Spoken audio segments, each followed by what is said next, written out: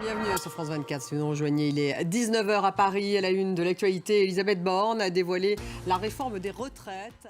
L'actualité française avec cette annonce de la réforme des retraites par Elisabeth Borne, c'était il y a un peu plus d'une heure.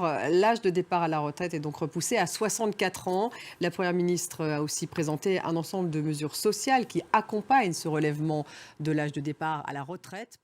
Et toujours en France, Noël Le Graët convoque un comité exécutif extraordinaire. Ça sera demain, après la vague d'indignation suscitée par ses propos sur Zidane. Le président de la Fédération française de football vient de terminer son audition au ministère des Sports.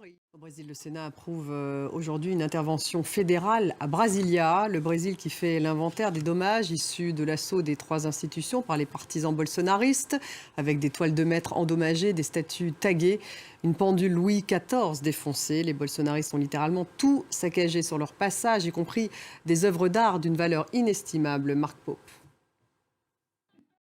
En Iran, un travailleur humanitaire belge arrêté il y a près d'un an devra purger une peine de prison de 12 ans et demi sur une condamnation totale de 40 ans. La justice iranienne a également condamné aujourd'hui à mort un homme, un autre, pour son implication présumée dans les manifestations. Cela porte à 18 le nombre de personnes condamnées à la peine capitale. Julie Chouteau.